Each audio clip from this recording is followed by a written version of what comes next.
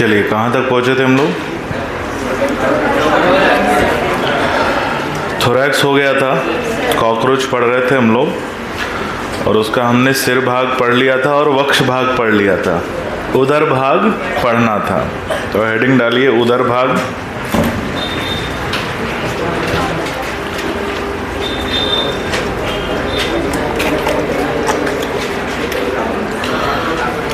उदर भाग की बात करेंगे तो कुछ बातें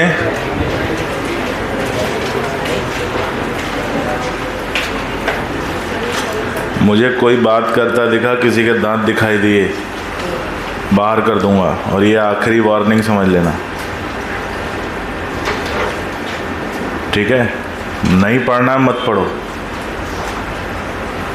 मत आओ क्लास, बाहर जाके बैठ जाओ। घूमने के लिए भोपाल में बहुत कुछ है, बहुत वीआईपी जगह बैठे हो तुम। यहाँ घूमने और मनोरंजन के साधनों की कमी नहीं है। क्यों सुबह सुबह त्याग करने आ गए हो क्लास में? इसलिए क्लास में आ गए हो तो चुपचाप बैठो। उदर भाग की बात करेंगे तो उदर भाग जो है ये आकारिकी के रूप में ज़्यादा महत्वपूर्ण है। किसके रूप में? आकारिकी के रूप में ज़्यादा महत्वपूर्ण है। तुम भैया रोहन वहाँ कहाँ पहुँच गए तुम? पहली सीट से दूसरी सीट, दूसरी सीट से तीसरी सीट, कहाँ पहुँच गए तुम? पीछे जाना है क्या? उठ वहाँ से, आगे बैठ। आज के बाद पीछे गया तो फिर हम बैठो वहीं।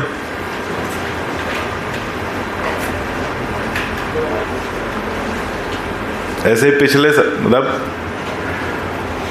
लक्षण होते ना तुम लोगों के, कुछ मालूम होते हैं हमको कि कायदे में रहोगे तो फायदे में रहोगे,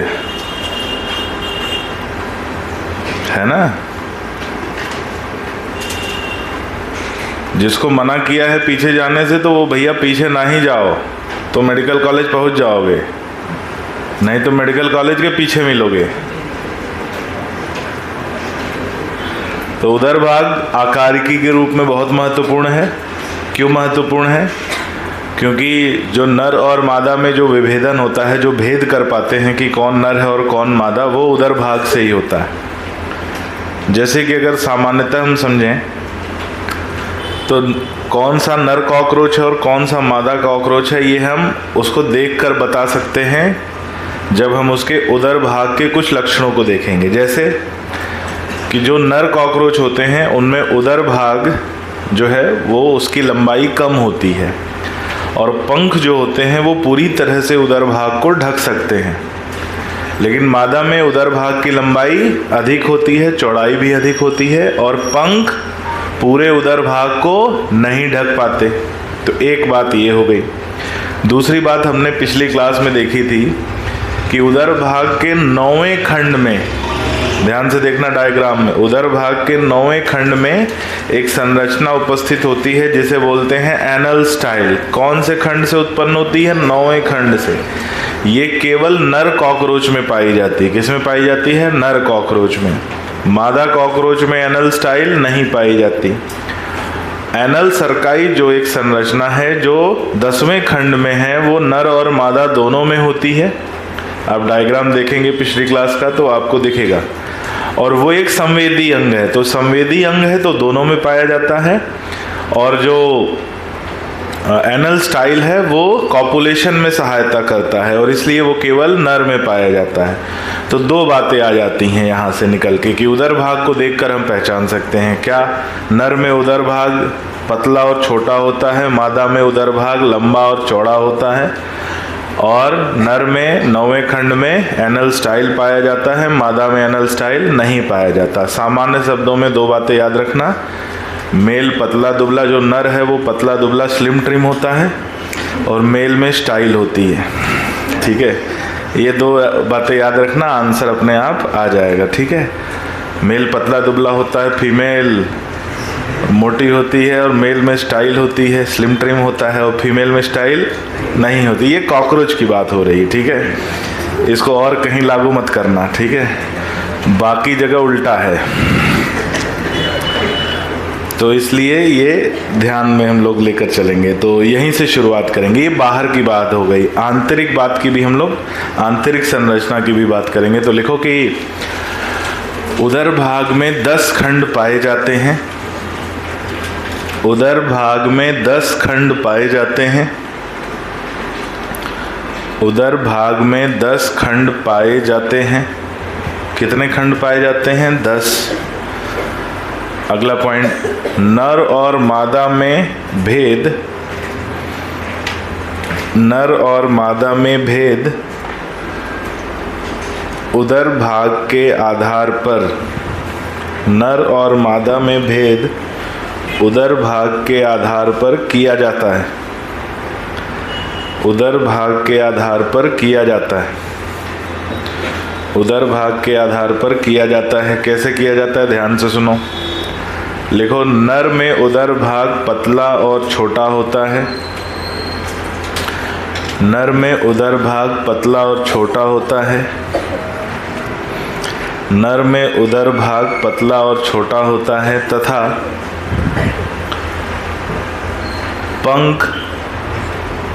पंख उदर भाग को पूरी तरह से उदर भाग को पूरी तरह से ढके रहते हैं। तथा पंख उदर भाग को पूरी तरह से ढके रहते हैं। तथा पंख उदर भाग को पूरी तरह से ढके रहते हैं। कौन ढके रहता है भाई? पंख ढके रहते हैं। किसको? उदर भाग को। ये किसकी बात हो गई? नर की। अगला पॉइंट लिखना, एवं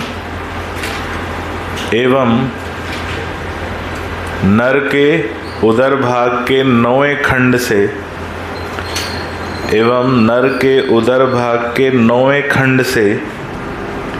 नर के उदर भाग के 9वें खंड से एनल स्टाइल नर के उदर भाग के 9वें खंड से एनल स्टाइल उत्पन्न होता है। एनल स्टाइल उत्पन्न होता है। ठीक है, ये बात हो गई नर की। अगला पॉइंट लिखो, मादा में उदर भाग लंबा और चौड़ा होता है। मादा में उदर भाग लंबा और चौड़ा होता है, जिसे पंख पूरी तरह से नहीं ढक पाते। जिसे पंख पूरी तरह से नहीं ढक पाते। जिसे पंख पूरी तरह से नहीं ढक पाते। एवं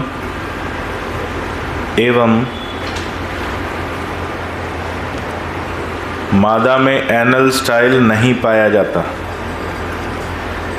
मादा में एनल स्टाइल नहीं पाया जाता। मादा में एनल स्टाइल नहीं पाया जाता। अब यहीं से थोड़ी सी आंतरिक संरचना की बात करेंगे। तो लिखो कि मादा के उदर भाग में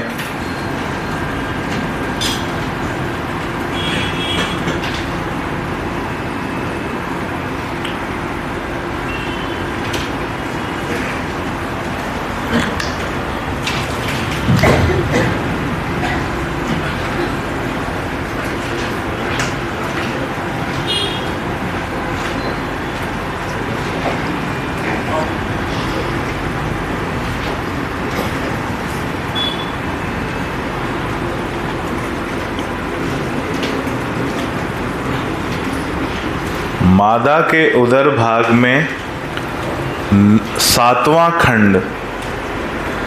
मादा के उदर भाग में 7वां खंड नौकाकार होता है। मादा के उदर भाग में 7वां खंड नौकाकार होता है तथा 8वें और 9वें खंड में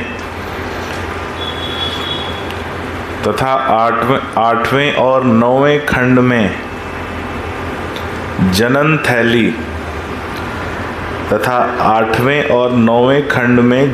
थैली पाई जाती है। 8वें और 9वें खंड में जनन थैली पाई जाती है।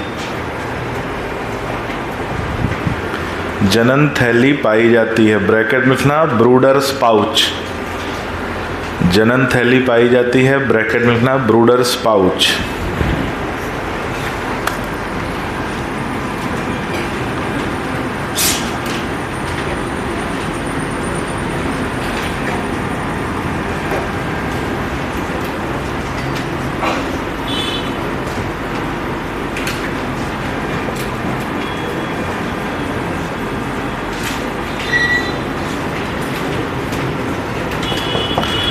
अब ध्यान से सुनना, ये जो ब्रूडर्स पाउच है, जनन थैली है, ये कौन कौन से खंड में उपस्थित है? 8वें से 9वें खंड में उपस्थित है। और इसी भाग में 3 संरचनाएं और पाई जाती हैं। कितनी संरचनाएं? 3। इनको हम जब जनन तंत्र देखेंगे तो आंतरिक भाग में देखेंगे। अभी इन तीनों के नाम लिखने हैं, तो लिखो इसी भाग में मादा जनन छिद्र, इसी भाग में मादा जनन छिद्र, इसी भाग में मादा जनन छिद्र, ब्रैकेट में लिखना फीमेल गोनोपोर। मादा जनन छिद्र, फीमेल गोनोपोर, फीमेल गोनोपोर। इसी भाग में मादा जनन छिद्र, फीमेल गोनोपोर, कॉमा स्पर्मेथिका थैली, स्पर्मेथिका पाउच। एक थैली होती है छोटी सी, स्पर्मेथिका थैली या स्पर्मेथिका पाउच, एवं कोलैटरल ग्रंथि, एवं कोलैटरल ग्रंथि, एवं कोलैटरल ग्रंथि उपस्थित पाई जाती है, एवं कोलैटरल ग्रंथि उपस्थित पाई जाती है, कोलैटरल ग्रंथि उपस्थित पाई जाती है। ये बात हो गई मादा के उदर भाग के कुछ आंतरिक लक्षणों की। अब नर की बात करें यदि हम, तो नर में ऐसा कोई खंड नहीं होता। तो लिखो नर के उदर भाग में, नर के उदर भाग में भी जनन थैली उपस्थित होती है।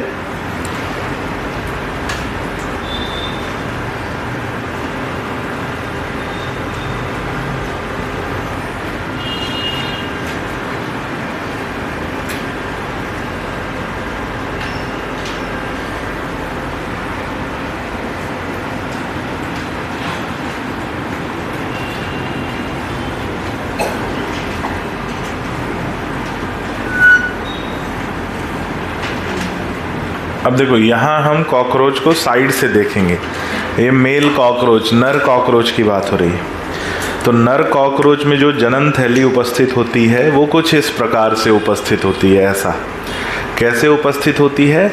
इसके पृष्ठीय सतह के खंड की संख्या अलग होती है और आधारीय सतह के खंड की संख्या अलग होती है।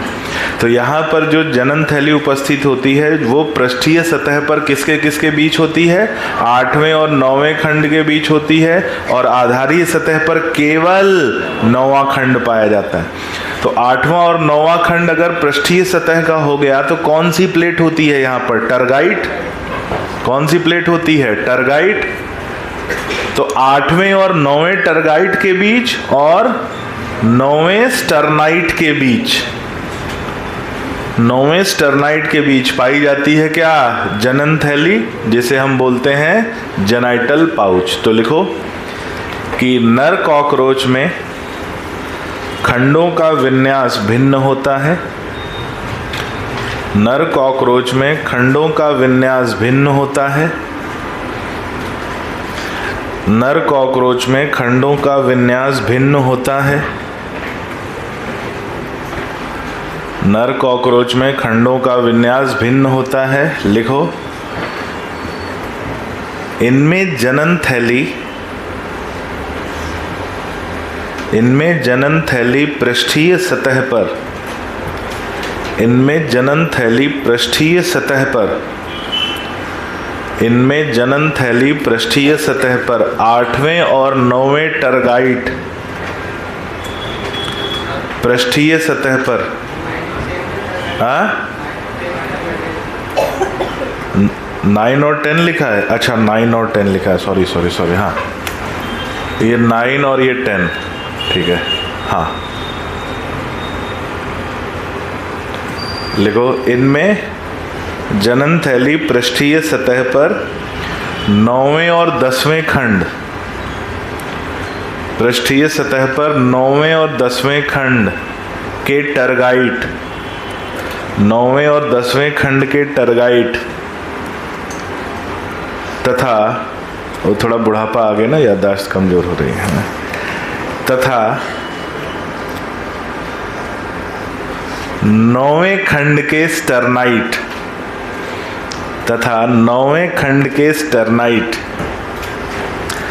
तथा 9वें खंड के स्टर्नाइट से घिरी होती है, 9वें खंड के स्टर्नाइट से घिरी होती है।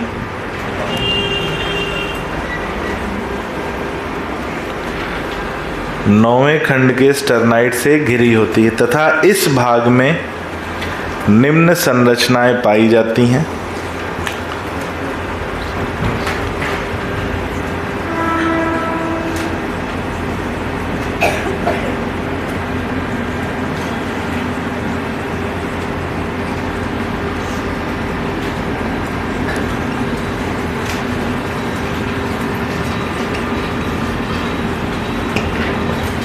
तथा इस भाग में निम्न संरचनाएं पाई जाती हैं।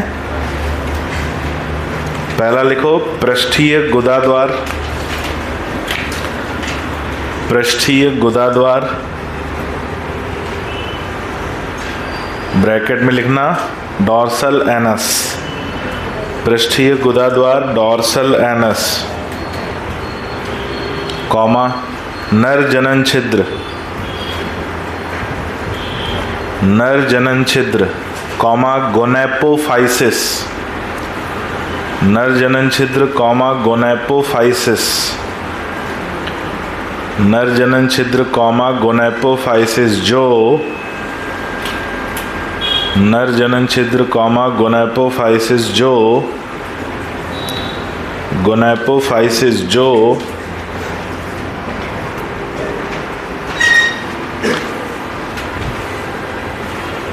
नर जननांग का कार्य करता है। गोनेपोफाइसिस जो नर जननांग का कार्य करता है,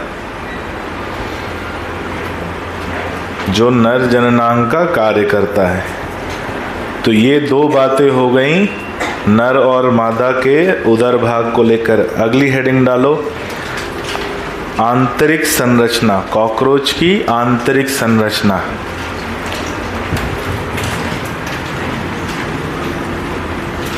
कॉकरोच की आंतरिक संरचना।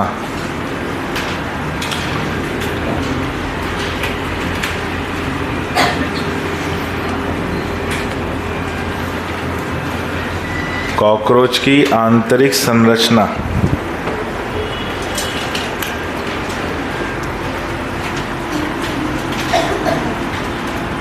और उसमें सबसे पहले लिखो पाचन तंत्र।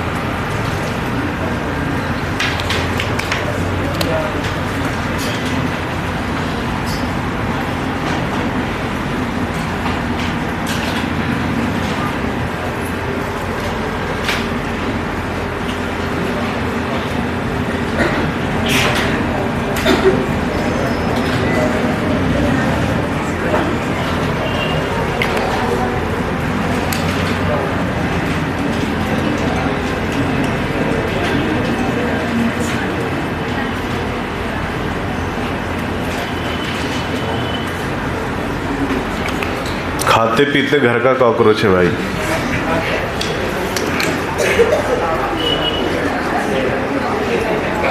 मेरे क्या का ना,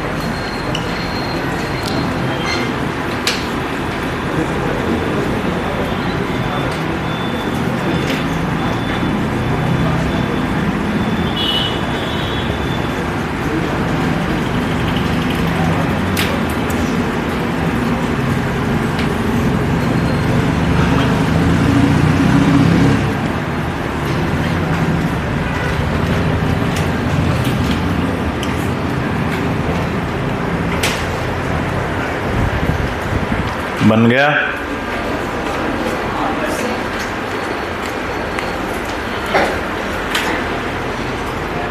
तुम लोग बहुत ढीले हो। क्या हो तुम लोग?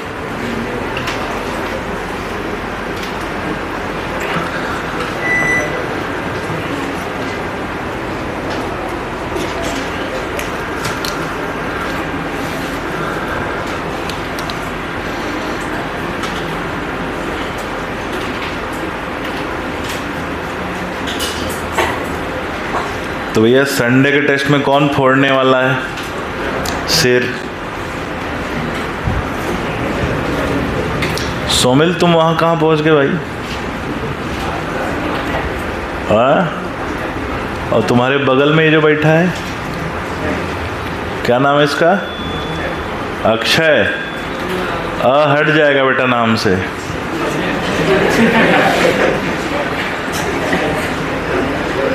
तुम कुछ ज़्यादा ही कॉन्फिडेंस में जा चुके हो कि मैं तो अक्षय हूँ, नाम में से हट गया क्षय हो जाओगे।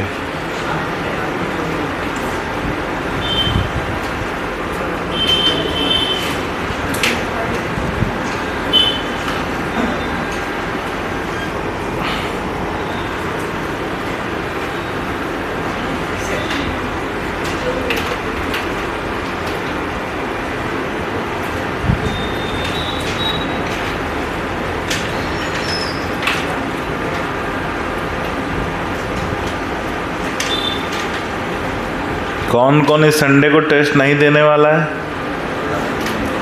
किसके घर पे काम आने वाला है, पेट में दर्द होने वाला है, घुटना जो है सिर पे जाने वाला है, आंख बाहर आने वाली है?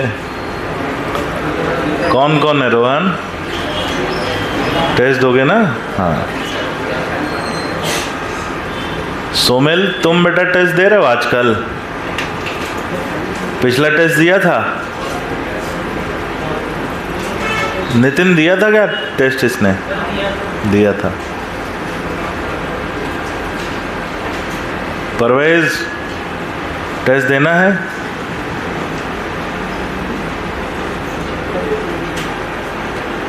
सचिन टेस्ट देना है? खाओ माँ कसम।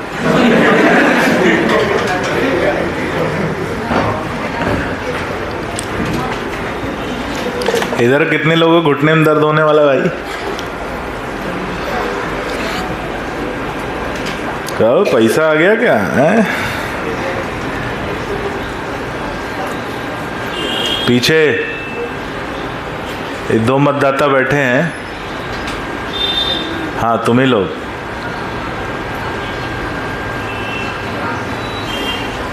ये आवाज़ कहाँ से आ रही भाई? बाहर से?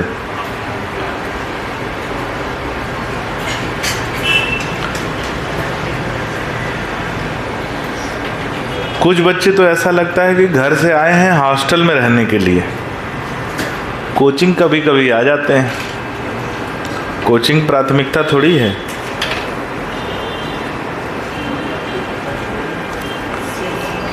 ना? कोचिंग प्राथमिकता नहीं है। हॉस्टल सुबह चाय नाश्ता, दोपहर का खाना छूट न जाए, शाम का चाय, फिर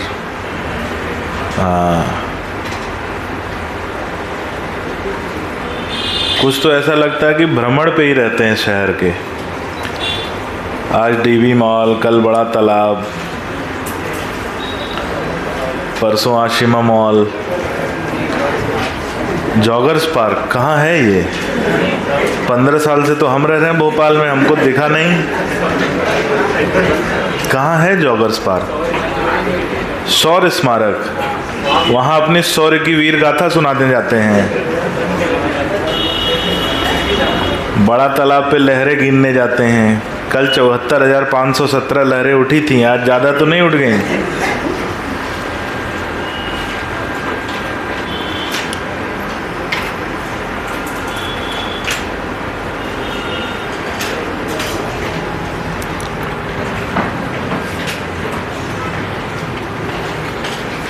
चलो भाई ध्यान से देखते हैं। जब हम पाचन तंत्र की बात करेंगे तो पाचन तंत्र 2 चीज़ों से मिलकर बना होता है, आहार नाल और पाचक ग्रंथियाँ।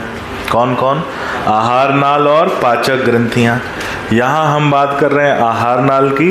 इनके आहार नाल के 3 भाग पाए जाते हैं। कितने भाग? 3 भाग। अग्रभाग, मध्य भाग और पश्च भाग। तीनों भाग दिख रहे हैं। अग्रभाग को कहते हैं फोरगट, क्योंकि अग्र है आगे की तरफ है तो इसे फोरगट कहा जाता है। अग्रभाग कहाँ से शुरू होता है? मुख भाग से शुरू होता है। और इसमें कौन कौन से भाग पाए जाते हैं?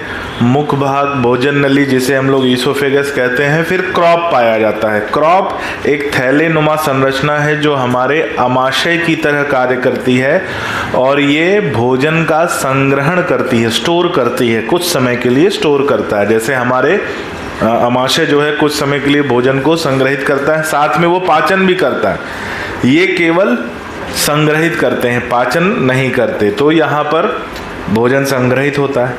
अब क्रॉप के पीछे जो पाया जाता है एक और भाग होता है, चैम्बर छोटा सा, जिसका नाम है गिजर्ड। ये भी किसका भाग है?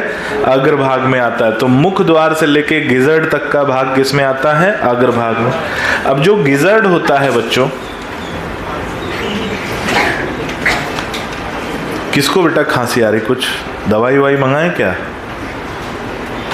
चलो, जो गिजर्ड होता है, गिजर्ड के अंदर काइटिन के दांत पाए जाते हैं। क्या पाए जाते हैं? काइटिन के दांत।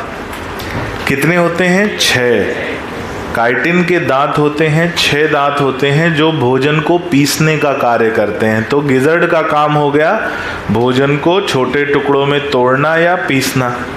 हमारे शरीर में ये काम दांत करते हैं। इनके शरीर में ये काम कौन करता है? गिजर्ड में पाए जाने वाले 6 काइटिन के दांत। कितने पाए जाते हैं? 6। ये भाग हो गई, ये बात हो गई अग्रभाग की। अब बात करें, हाँ, अग्रभाग में एक और महत्वपूर्ण बात आ जाता है कि अग्रभाग की जो आंतरिक सतह है, आंतरिक सतह, उस पर क्यूटिकल की परत पाई जाती है। किसकी परत पाई जाती है? क्यूटिकल की परत। मध्य भाग में क्यूटिकल की परत नहीं होती है और पश्च भाग में दोबारा से क्यूटिकल की परत पाई जाती है। तो केवल मध्य भाग है जिसकी आंतरिक सतह पर क्यूटिकल नहीं होता, अग्रभाग और पश्च भाग में पाया जाता है। ये इन तीनों का एक अंतर है।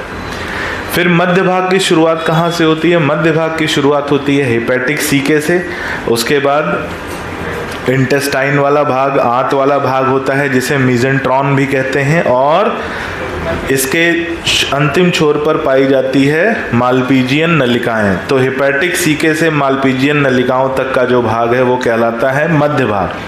अब हेपेटिक सीके जो होती हैं 6 से 8, कितनी होती हैं? 6 से 8 नलिकाएं होती हैं जो पाचक रस स्त्रवित करती हैं। कौन सा रस स्त्रवित करती हैं? पाचक रस स्त्रवित करती हैं, जो पाचन के लिए कार्य करता है। तो इन्हें हेपेटिक सीके या गैस्ट्रिक सीके भी कहा जाता है। कितनी संख्या होती हैं? 6 से 8। आंत वाला जो भाग है यहाँ पर पाचन और अवशोषण होता है, और इसके अंतिम छोर पर 100 से 150 पीले रंग की पतली नलिकाएं पाई जाती हैं जिन्हें कहते हैं मालपीजियन नलिका। ये वो नलिकाएं हैं जो उत्सर्जन और परासरण नियमन में कार्य करती हैं। किसमें कार्य करती हैं? उत्सर्जन और परासरण नियमन यानी एक्सक्रीशन में कार्य करती हैं। यूरिक अम्ल का उत्सर्जन कराने में सहायक होती हैं। इसको हम ऐसे भी बोल सकते हैं कि ये जो मालपीजियन नलिकाएं हैं मध्य भाग और पश्च भाग की संधि पर, मध्य भाग और पश्च भाग की संधि पर उपस्थित होती हैं। फिर बात करते हैं पश्च भाग की। तो पश्च भाग में 3 भाग पाए जाते हैं, इलियम, कोलोन और रेक्टम। और रेक्टम खुलता है गुदाद्वार से, जिसे हम लोग एनल या एनल ओपनिंग कहते हैं। ये बात है इनके आहार नाल की। कुछ भूल तो नहीं गया? याददाश्त ठीक है, चलो आगे बढ़ते हैं। लिखो कि इनके पाचन तंत्र में 2 भाग पाए जाते हैं। इनके पाचन तंत्र में 2 भाग पाए जाते हैं। एक दूंगा अभी। इनके पाचन तंत्र में 2 भाग पाए जाते हैं, आहार नाल और पाचक ग्रंथियां। आहार नाल और पाचक ग्रंथियां। पहली हेडिंग डालो आहार नाल। पहली हेडिंग डालो आहार नाल। इसके 3 भाग पाए जाते हैं। पहली हेडिंग आहार नाल, इसके 3 भाग पाए जाते हैं। पहला लिखो अग्रभाग।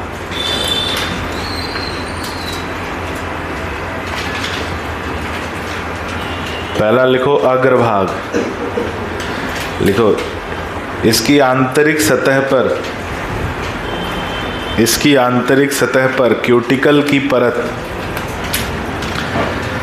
इसकी आंतरिक सतह पर क्यूटिकल की परत, इसकी आंतरिक सतह पर क्यूटिकल की परत उपस्थित होती है। आंतरिक सतह पर क्यूटिकल की परत उपस्थित होती है। देखो इस भाग में, इस भाग में मुख द्वार, इस भाग में मुख द्वार,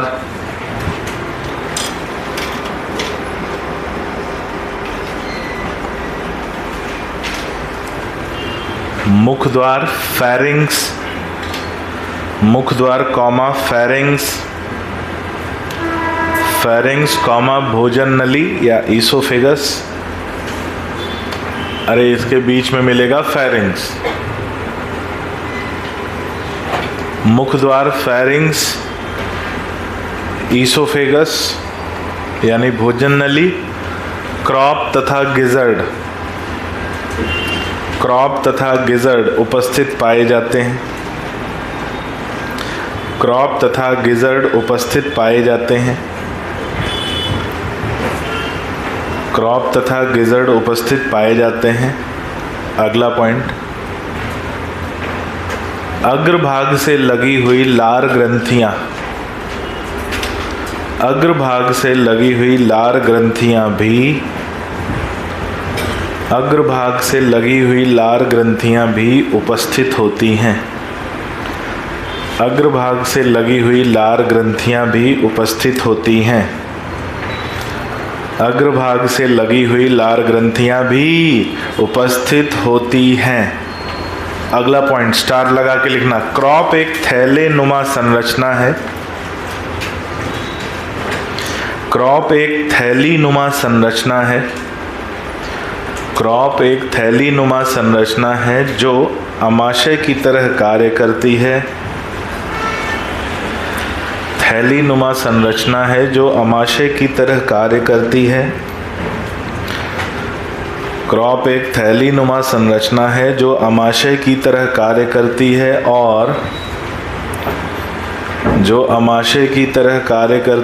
और किसकी तरह कार्य करती है? अमाशय की तरह कार्य करती है और भोजन का संग्रहण करती है। अगला पॉइंट, गिजर्ड भाग में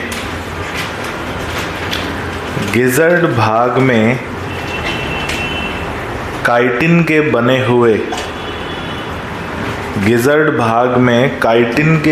हुए 6 दांत उपस्थित होते हैं। गिजर्ड भाग में काइटिन के बने हुए 6 दांत उपस्थित होते हैं। काइटिन के बने हुए 6 दांत उपस्थित होते हैं जो काइटिन के बने हुए 6 दांत उपस्थित होते हैं जो काइटिन के बने हुए 6 दांत उपस्थित होते हैं जो भोजन को पीसने का कार्य करते हैं। जो भोजन को पीसने का कार्य करते हैं। अगला पॉइंट लिखो, मध्य भाग।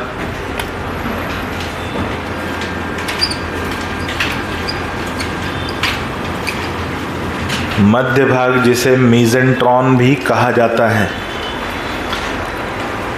मध्य भाग जिसे मीजेंट्रॉन भी कहा जाता है। मध्य भाग जिसे मीजेंट्रॉन भी कहा जाता है। लिखो, इस भाग में 6 से 8 नलिकाएं खुलती हैं जिन्हें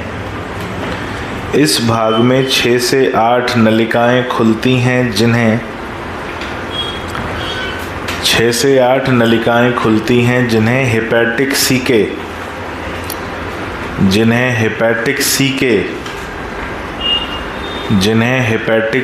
कहते हैं।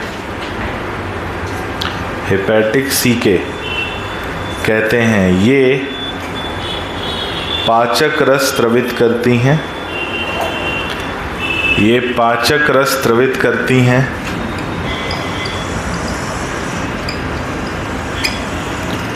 तथा इन्हें गैस्ट्रिक सीके भी कहा जाता है।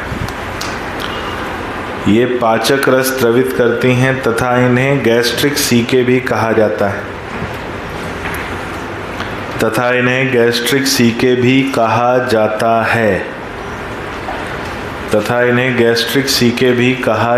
है। अगला पॉइंट, मध्य भाग में क्यूटिकल की परत नहीं पाई जाती। मध्य भाग में क्यूटिकल की परत नहीं पाई जाती।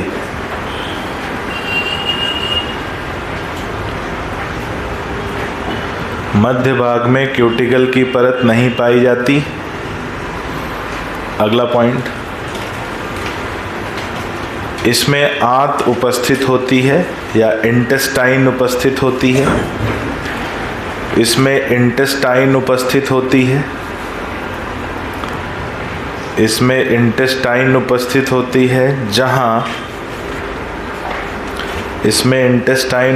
होती है जहां पाचन और अवशोषण क्रिया संपन्न होती है। जहां पाचन और अवशोषण क्रिया संपन्न होती है।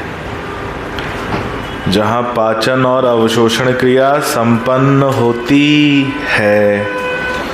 पाचन और अवशोषण क्रिया संपन्न होती है। किसकी बात हो रही है? ये मध्य भाग की।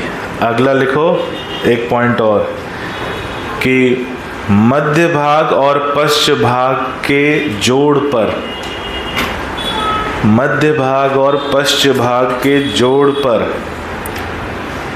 मध्य भाग और पश्चिम भाग के जोड़ पर 100 से 150, मध्य भाग और पश्चिम भाग के जोड़ पर 100 से 150 पतली पीली नलिकाएं, 100 से 150 पतली पीली नलिकाएं पाई जाती हैं जिन्हें मालपीजियन ट्यूब्यूल, पतली पीली नलिकाएं पाई जाती हैं जिन्हें मालपीजियन ट्यूब्यूल, जिन्हें मालपीजियन ट्यूब्यूल या मालपीजियन नलिका कहते हैं, जिन्हें मालपीजियन ट्यूब्यूल या मालपीजियन नलिका कहते हैं, जिन्हें मालपीजियन ट्यूब्यूल या मालपीजियन नलिका कहते हैं। क्या कहते हैं? मालपीजियन ट्यूब्यूल या मालपीजियन नलिका, जिन्हें मालपीजियन ट्यूब्यूल या मालपीजियन नलिका कहते हैं। लिखो, ये उत्सर्जन एवं परासरण नियमन, ये उत्सर्जन एवं परासरण नियमन, ये उत्सर्जन एवं परासरण नियमन में कार्य करती हैं, ये उत्सर्जन एवं परासरण नियमन में कार्य करती हैं, कार्य करती हैं। अगला पॉइंट आता है पश्च भाग।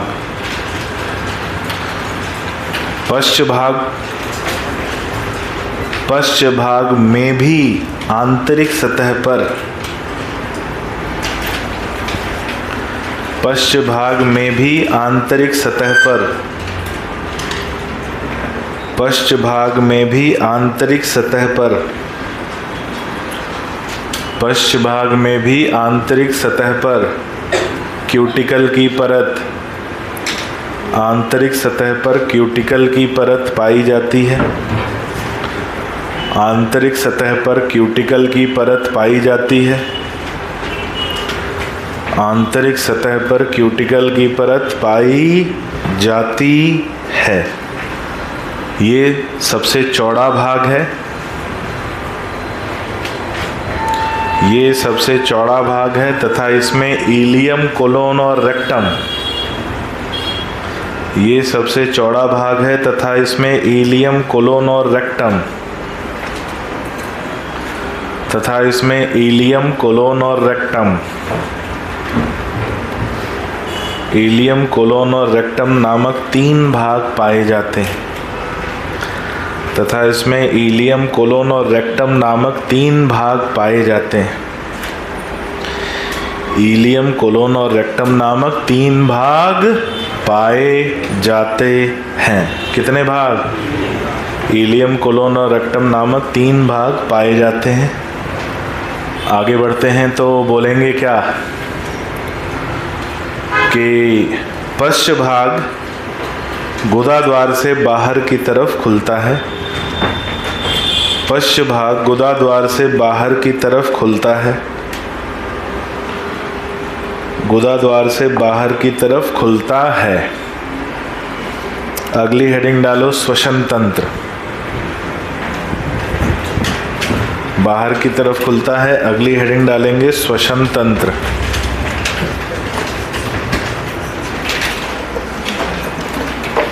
श्वसन तंत्र, पाचन तंत्र समझ में आ गया। 3 भाग, 2 में क्यूटिकल है, बीच वाले भाग में क्यूटिकल की परत नहीं है। ये बात महत्वपूर्ण है, याद रखना है।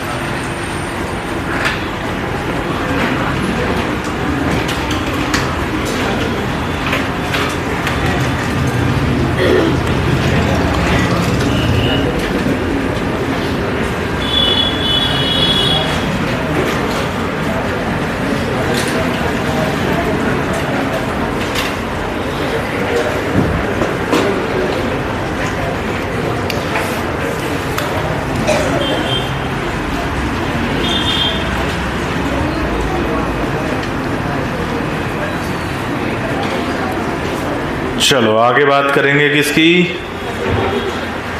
श्वसन तंत्र की। ठीक है, तो श्वसन तंत्र के लिए एक डायग्राम हमें बनाना पड़ेगा और फिर उसको समझना पड़ेगा।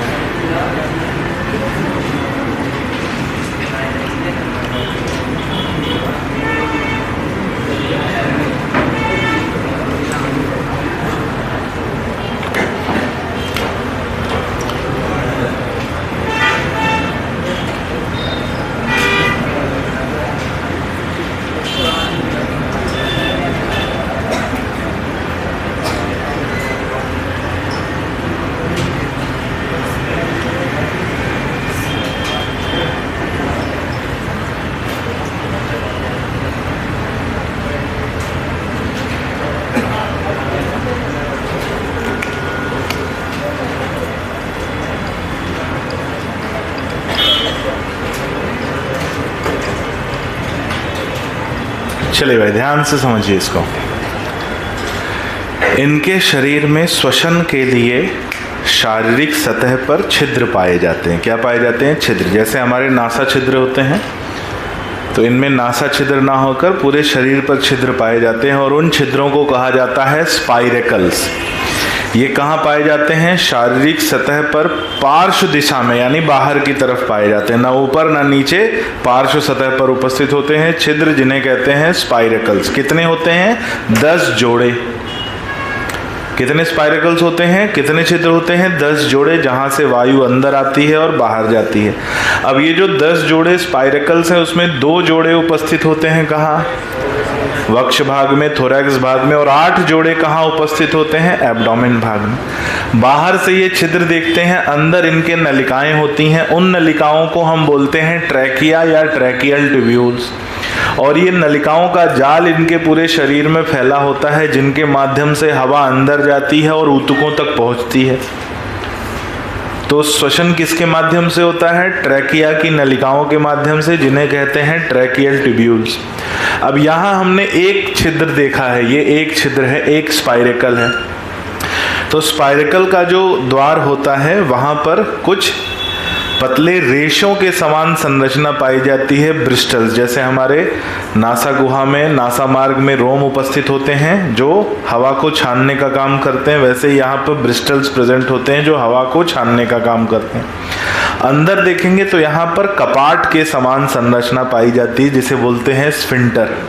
अगर कॉकरोच पानी वानी में चला जाए तो ये स्फिंटर बंद हो जाते हैं, जिससे पानी शरीर के अंदर नहीं जा पाता। तो यानी स्पाइरेकल्स ऐसा नहीं कि हमेशा खुले रहते हैं, उन पर स्फिंटर भी उपस्थित होते हैं जो जब चाहे तब बंद हो सकते हैं। बना लो फिर लिखते हैं। पानी में डूबेगा, हाँ, लेकिन जब तक रहेगा तब तक बाहर आके फिर बढ़िया।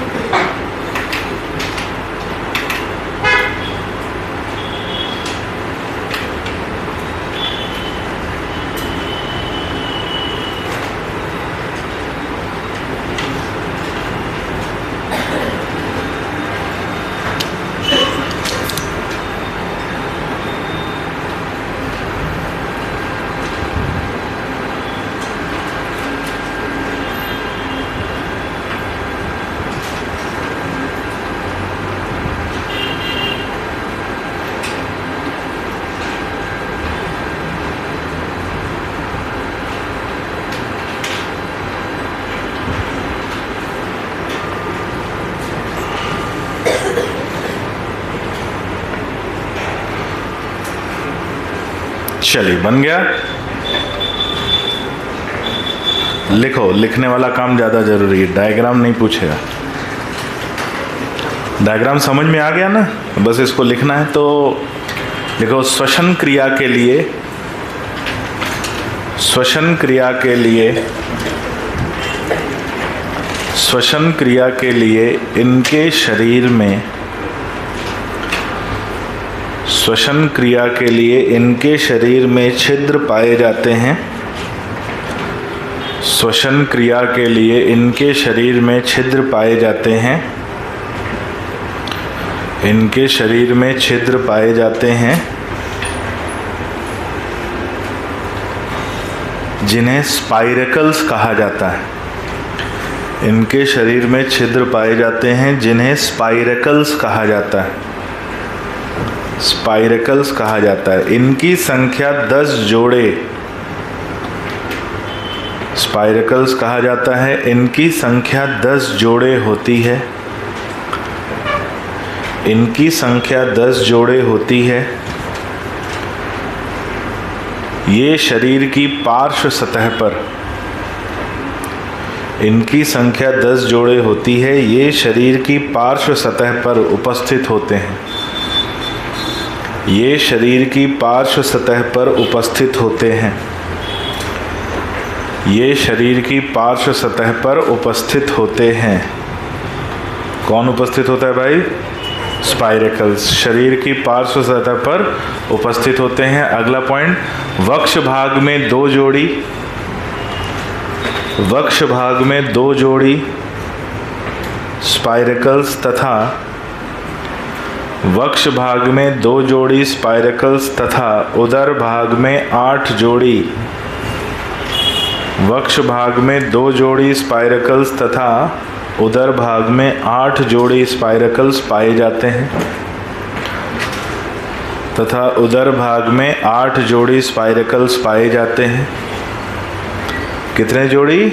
8 जोड़ी। 8 जोड़ी स्पाइरेकल्स पाए जाते हैं। अगला पॉइंट, इन छिद्रों के अंदर की तरफ, इन छिद्रों के अंदर की तरफ ट्रैकिया की खोखली नलिकाएं, इन छिद्रों के अंदर की तरफ ट्रैकिया की खोखली नलिकाएं, ट्रैकिया की खोखली नलिकाएं, ट्रैकियोल्स, ट्रैकिया की खोखली नलिकाएं, ट्रैकियोल्स जाल के रूप में उपस्थित होती हैं। ट्रैकिया की खोखली नलिकाएं, ट्रैकियोल्स जाल के रूप में उपस्थित होती हैं। ट्रैकियोल्स जाल के रूप में उपस्थित होती हैं। किस रूप में उपस्थित हैं? जाल के रूप में, जाल के रूप में उपस्थित होती हैं। अगला पॉइंट, इन्हीं नलिकाओं के माध्यम से वायु अंगों और ऊतकों तक पहुंचती है। इन्हीं नलिकाओं के माध्यम से वायु, इन्हीं नलिकाओं के माध्यम से वायु अंगों और ऊतकों तक पहुंचती है। इन्हीं नलिकाओं के माध्यम से वायु अंगों और ऊतकों तक पहुंचती है।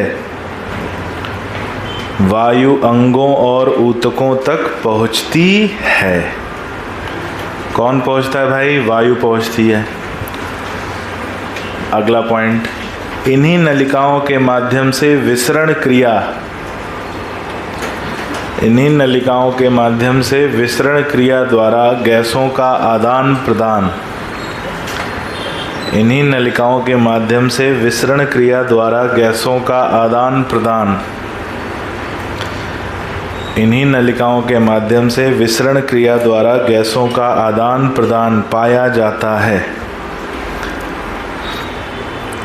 गैसों का आदान प्रदान पाया जाता है। गैसों का आदान प्रदान पाया जाता है। गैसों का आदान प्रदान पाया जाता है। आई बात समझ में? ठीक है, आगे लिखो। स्पाइरेकल्स, स्पाइरकल्स के द्वार पर स्फिंक्टर नामक कपाट, स्पाइरकल्स के द्वार पर स्फिंक्टर नामक कपाट भी पाए जाते हैं। स्फिंक्टर नामक कपाट भी पाए जाते हैं।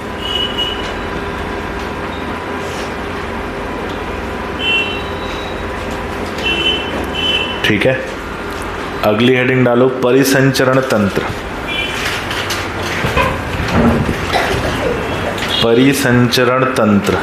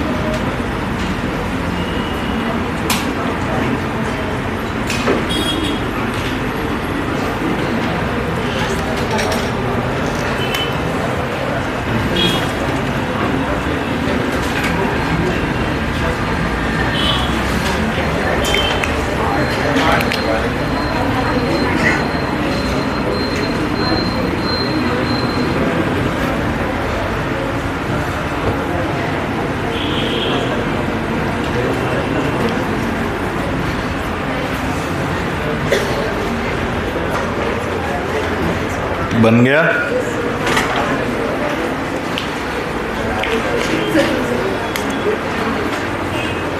कैसा बना है? हाँ तो बस वैसा ही तुम्हारी कॉपी में बनाओ।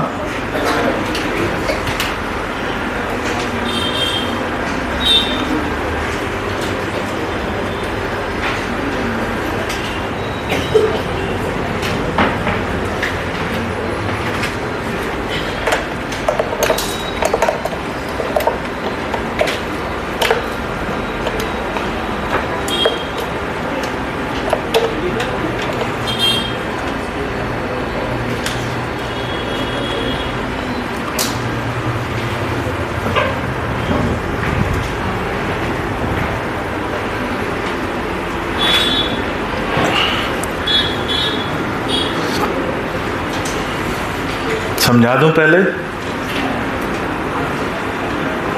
तब तो पता चलेगा क्या बना रहे हो। नहीं तो हाथी घोड़ा एक जैसा दिखेगा, है ना। चलो देखो यहाँ पे ध्यान से, परिसंचरण तंत्र की बात करेंगे तो इनमें खुला परिसंचरण पाया जाता है। कैसा परिसंचरण? खुला परिसंचरण। खुला परिसंचरण मतलब शारीरिक गुहा उपस्थित होती है जिसमें रक्त हृदय से पंप होता है, प्रवाहित होता है।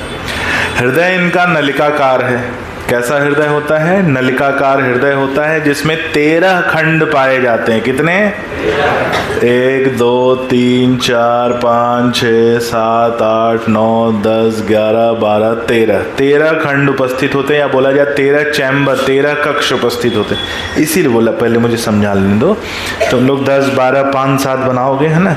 तो 13 खंड उपस्थित होते हैं, तो 13 कक्ष उपस्थित होते हैं। खंड नहीं बोलेंगे, कक्ष बोलेंगे। तो 13 कक्षों से मिलकर बना नलिकाकार हृदय होता है। और हृदय जो है, प्रत्येक कक्ष में छिद्र पाए जाते हैं। और कितने छिद्र होते हैं प्रत्येक कक्ष में? 2, एक दाईं तरफ एक बाईं तरफ, और इन छिद्र को कहते हैं ऑस्टियम। तो इधर बाईं तरफ वाला छिद्र दिख रहा है, दाईं तरफ वाला छिद्र कहाँ होगा? उस तरफ होगा। बिल्डिंग से बाहर जाओगे नीचे तो दिखेगा, है ना। तो इधर बाईं तरफ वाला छिद्र है। तो कितने ऑस्टियम हो गए? 13 दूना 26, तो दोनों तरफ मिलाकर 26 ऑस्टियम।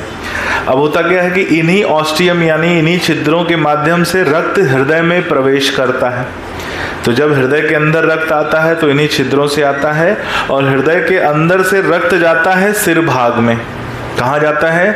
तो हृदय पूरे रक्त को कहाँ पंप करता है? सिर भाग में। और सिर में बाहर से घूमकर हृदय, बाहर से घूमकर जो रक्त आता है वो पीछे की तरफ आता है। तो पूछा जाता है कि रक्त का वेग कहाँ से कहाँ होता है? तो हृदय के अंदर रक्त का वेग पीछे से आगे की तरफ, और हृदय के बाहर रक्त का वेग आगे से पीछे की तरफ होता है। हृदय जो है पृष्ठ सतह के पास यानी पीठ की तरफ जो है चिपका हुआ पाया जाता है, और उसे जोड़ने के लिए, इसे स्थिर रखने के लिए वहाँ उपस्थित होती हैं एलरी मसल्स। कितनी होती हैं? 12 जोड़े। कितनी होती हैं? 12 जोड़े। ये भी बाईं तरफ वाली दिख रही है, दाईं तरफ वाली कहाँ दिखेगी? बाहर, है ना। तो ये भी 12 जोड़े। यहाँ संख्या महत्वपूर्ण हो जाती है। 13 कक्ष, प्रत्येक कक्ष में 2 छिद्र, एक दाईं तरफ एक बाईं तरफ, और पेशी कितनी? 12 जोड़े पेशी बना लीजिए।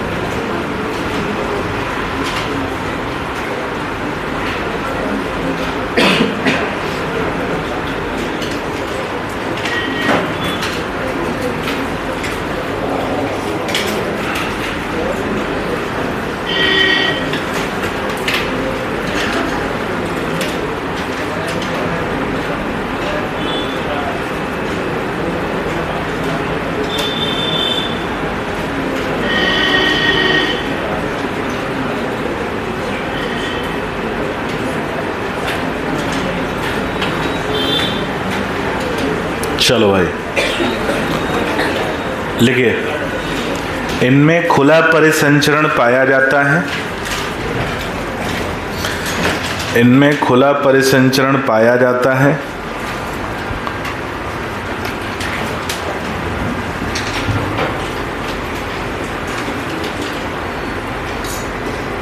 इनमें खुला परिसंचरण पाया जाता है जहां हृदय से रक्त शारीरिक गुहा में, जहां हृदय से रक्त शारीरिक गुहा में पंप होता है, शारीरिक गुहा में पंप होता है।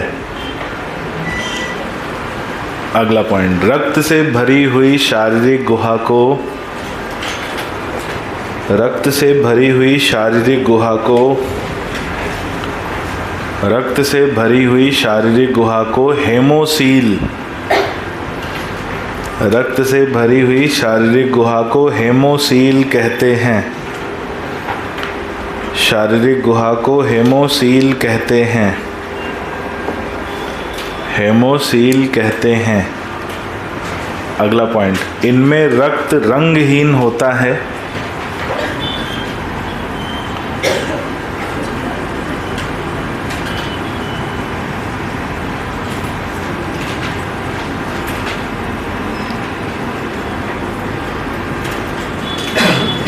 इनमें रक्त रंगहीन होता है जिसे हेमोलिम्फ कहा जाता है। इनमें रक्त रंगहीन होता है जिसे हेमोलिम्फ कहा जाता है। रंगहीन होता है जिसे हेमोलिम्फ कहा जाता है। इसमें हेमोसाइट्स और प्लाज्मा सेल्स, इसमें हेमोसाइट्स और प्लाज्मा सेल्स नामक, इसमें हेमोसाइट्स और प्लाज्मा सेल्स नामक कोशिकाएं पाई जाती हैं।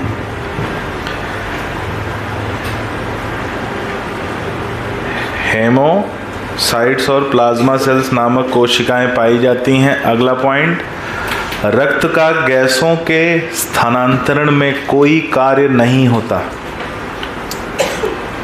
रक्त का गैसों के स्थानांतरण में कोई कार्य नहीं होता क्योंकि इनमें कोई श्वसन वर्णक नहीं पाया जाता। रक्त का गैसों के स्थानांतरण में कोई कार्य नहीं होता क्योंकि इनमें कोई श्वसन वर्णक नहीं पाया जाता, क्योंकि इनमें कोई श्वसन वर्णक नहीं पाया जाता, क्योंकि इनमें कोई श्वसन वर्णक नहीं पाया जाता। ये बात हो गई रक्त की। अगला पॉइंट, इनका हृदय नलिकाकार होता है। इनका हृदय नलिकाकार होता है। इनका हृदय नलिकाकार होता है जिसमें 13 कक्ष उपस्थित होते हैं। इनका हृदय नलिकाकार होता है जिसमें 13 कक्ष उपस्थित होते हैं, जिसमें 13 कक्ष उपस्थित होते हैं। कितने कक्ष? 13 कक्ष उपस्थित होते हैं। लिखो, प्रत्येक कक्ष में दोनों तरफ एक एक छिद्र पाए जाते हैं। प्रत्येक कक्ष में दोनों तरफ एक एक छिद्र पाए जाते हैं जिन्हें ऑस्टियम कहते हैं। प्रत्येक कक्ष में दोनों तरफ एक एक छिद्र पाए जाते हैं जिन्हें ऑस्टियम कहते हैं। एक एक छिद्र पाए जाते हैं जिन्हें ऑस्टियम कहते हैं, ऑस्टियम कहते हैं। अगला पॉइंट, इन्हीं छिद्रों के माध्यम से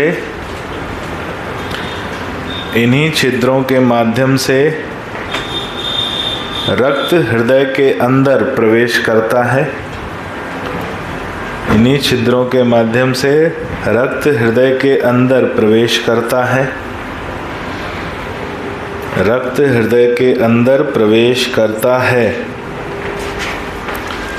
रक्त हृदय के अंदर प्रवेश करता है। अगला पॉइंट कि रक्त हृदय को सिर भाग में पंप करता है।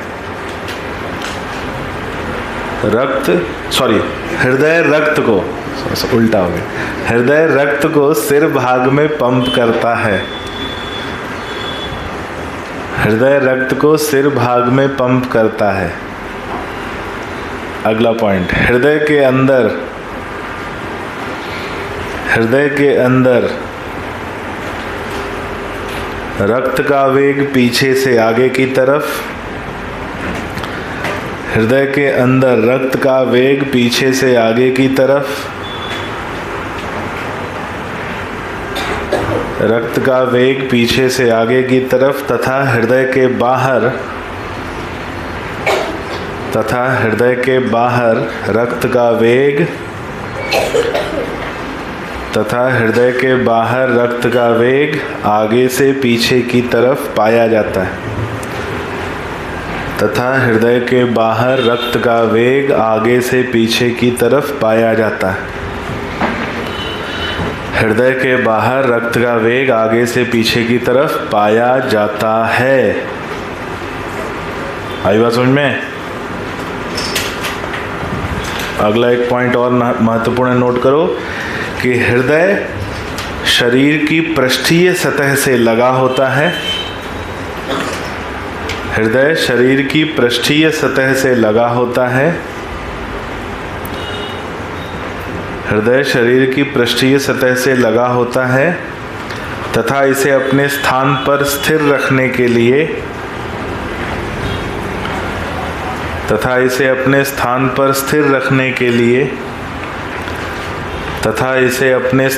स्थिर रखने के लिए एलरी मसल्स, इसे अपने स्थान पर स्थिर रखने के लिए एलरी पेशी पाई जाती है। इसे अपने स्थान पर स्थिर रखने के लिए एलरी पेशी पाई जाती है। एलरी पेशी पाई जाती है। इसकी संख्या 12 जोड़े होती है। एलरी पेशी पाई जाती है। इसकी संख्या 12 जोड़े होती है। इसकी संख्या 12 जोड़े होती है। 12 जोड़े होती है। अगला हेडिंग लिखो, उत्सर्जन।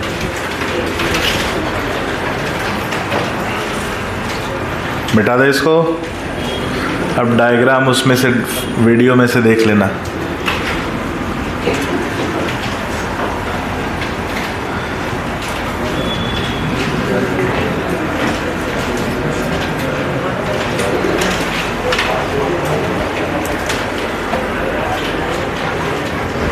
स्पीड बढ़ाओ तुम लोग अपनी।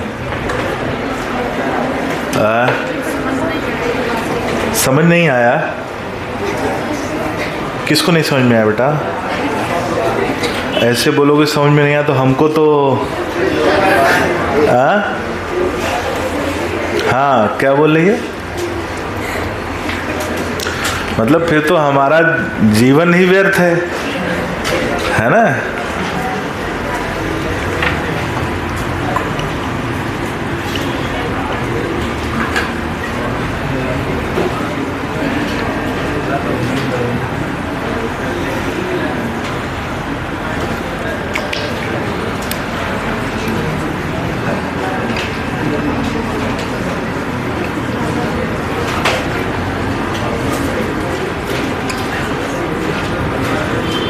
ध्यान से सुनना।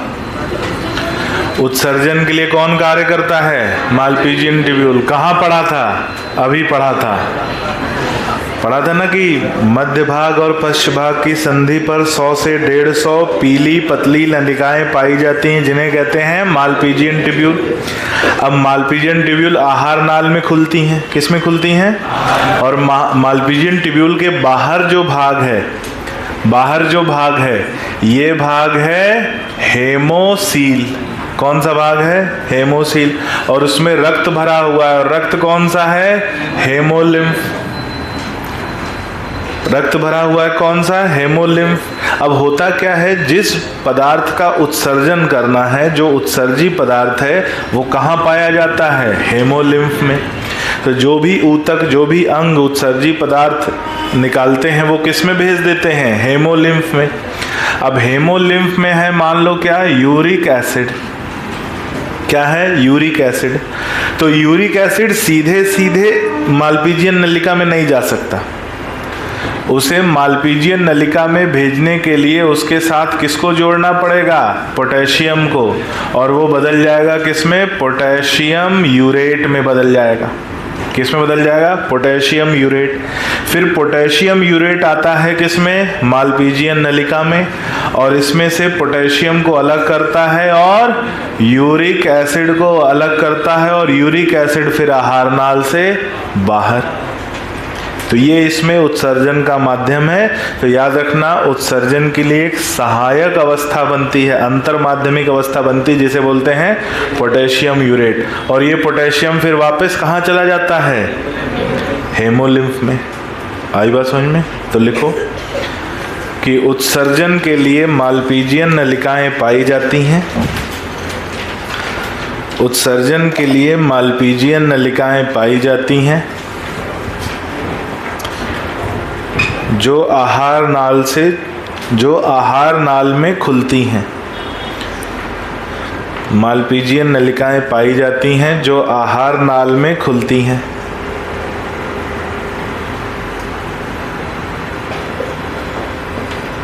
जो आहार नाल में खुलती हैं। अगला पॉइंट,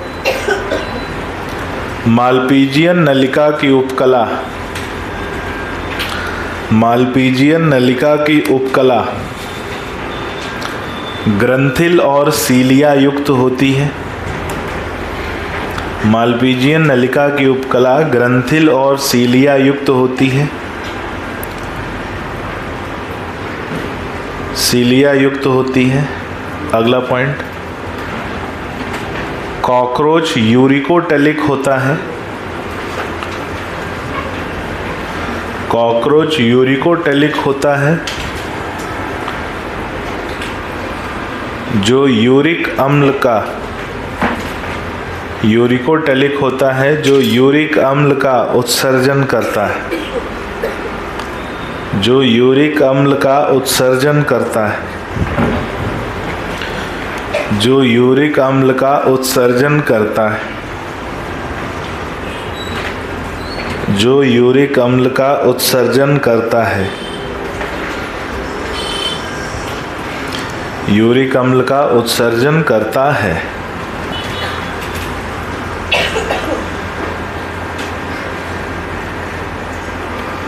अगला पॉइंट, यूरिक अम्ल का उत्सर्जन पोटेशियम यूरेट के रूप में परिवर्तन। यूरिक अम्ल का उत्सर्जन पोटेशियम यूरेट के रूप में परिवर्तित होने से। यूरिक अम्ल का उत्सर्जन पोटेशियम यूरेट के रूप में परिवर्तित होने से। पोटेशियम यूरेट के रूप में परिवर्तित होने से संपन्न होता है। परिवर्तित होने से संपन्न होता है। अगला पॉइंट, कि यूरिक अम्ल की निकासी। यूरिक अम्ल की निकासी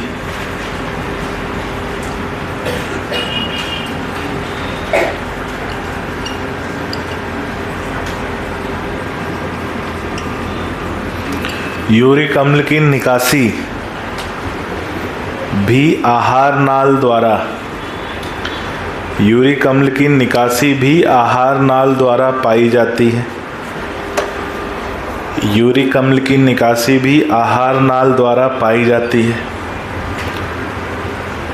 आहार नाल द्वारा पाई जाती है। अगला पॉइंट 10 स्टार लगा के लिखना कि मालपीजियन नलिकाओं के अलावा, मालपीजियन नलिकाओं के अलावा भी कुछ संरचनाएं, मालपीजियन नलिकाओं के अलावा भी कुछ संरचनाएं मालपीजियन नलिकाओं के अलावा भी कुछ संरचनाएं उत्सर्जन में कार्य करती हैं। मालपीजियन नलिकाओं के अलावा भी कुछ संरचनाएं उत्सर्जन में कार्य करती हैं। कुछ संरचनाएं उत्सर्जन में कार्य करती हैं, जैसे नेफ्रोसाइट्स, फैट बॉडीज और यूरिकोज ग्रंथि। जैसे नेफ्रोसाइट्स, फैट बॉडीज और यूरिकोज ग्रंथि। नेफ्रोसाइट्स, फैट बॉडीज और यूरिकोज ग्रंथि। अब ये डायग्राम बना लीजिए और आज की क्लास यहीं पर समाप्त होती है।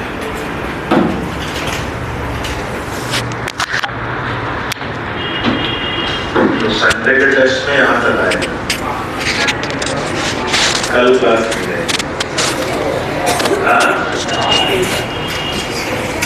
कौन सी क्वेश्चन?